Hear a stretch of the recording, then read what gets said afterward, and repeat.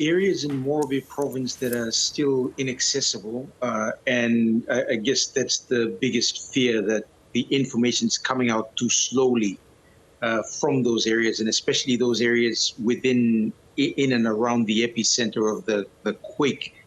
And it's relatively close to Ley City, but it's in the hinterlands and largely mountainous, inaccessible. Digicel, which is the biggest service provider for telecommunications, has indicated that its towers, some of its towers and infrastructure have been damaged by the quake.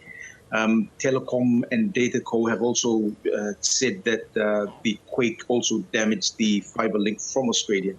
So these are the issues that are compounding the access to information, which is very much needed to bring about the proper assessment for authorities. I guess the assessment too, and also getting people to the areas if they need help.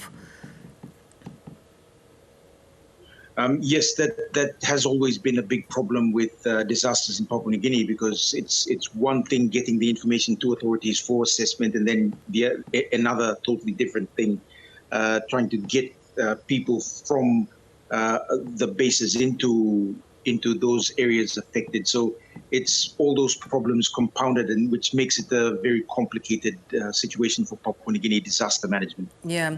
Is there any sense of how many people may be without homes and shelter?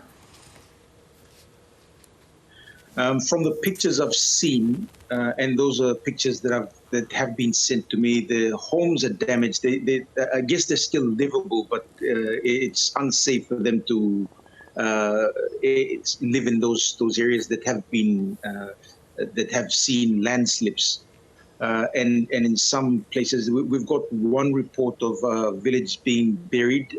I haven't been able to verify that really well. I've been able to see.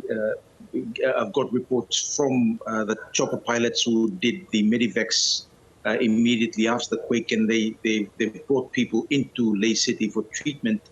And the husband and wife were brought in. The husband died of his injuries. There was a 19-year-old woman who didn't make it before the medevac happened. She was killed when they were foraging for food at the base of a cliff. So it's a whole host of issues that we have to deal with. It's similar to the quake in 2019. The experience is similar in that the damage is not visibly seen as you would in an urban area where large buildings are affected. It's tiny hamlets and people who are scattered that are affected by it, and water sources being affected. Yeah, and that is the concern, if water sources are being affected. In terms of aftershocks, are there still concerns there may be some more? We haven't really had any aftershock after that big quake that happened, and that's been unusual. A lot of people were expecting aftershocks like the 2018 one, but for this one, no. We had a tiny quake at about 1 a.m. this morning, and that was it. So no other quakes. Scott, you're of course in Ley. Give us a sense of what it felt like at the time.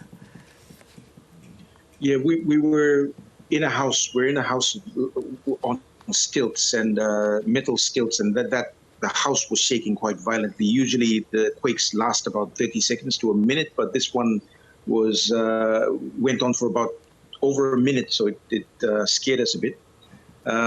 Everything was shaking, everything was falling off the shelves. We went down onto the ground, away from the power lines, and even the ground felt like waves going through it. So it was an unnerving experience, quite unusual. Yeah. In the University of Goroka, where the student dormitories were, that also suffered a considerable amount of damage. It's a big brick building, high-rise building that had the surface of it ripped off. In another education institution along the highway, the brick walls also came off, so lots of damage everywhere. Yeah, so a lot of sort of work and restoration and recovery that's going to be needed over coming months and weeks. Yes, yes. Yeah. Lots of work will be needed. You know, it's funny, Scott, at a time, of course, that your nation is going through this, the PNG still had time to declare the new king, King Charles III, as head of state this morning. What is the sense of the relationship at this very difficult time? Yeah, it's I guess a sense, mixed feelings everywhere. I mean, you've got one side that really doesn't know much about the monarchy and the value of it to Papua New Guinea, and then you've got the older generation who are trying to get everybody to understand, those who are younger than them, to understand that this is an important part of PNG's colonial history. So it's bridging the gap is the bigger problem that the older generation is trying to get the younger ones to understand. So, yeah, all sorts of things that Papua New Guineans have to learn and go through this process again, especially kids in high school, kids in universities. Yeah, because it's such a young population. It's probably something that, you know, that is a question as an identity that you may have to grapple with in coming years. Yes, it's a question, and you know, everybody's going on the internet and on Facebook, seeing those debates about colonialism and what was then and what is now, and the debates over what happened in India and in the Pacific. So all of that is coming to the fore, and it's a whole new perspective on history. So interesting. Thank you so much. Let's hope things settle and communications get restored soon. Thanks for your time. Thank you.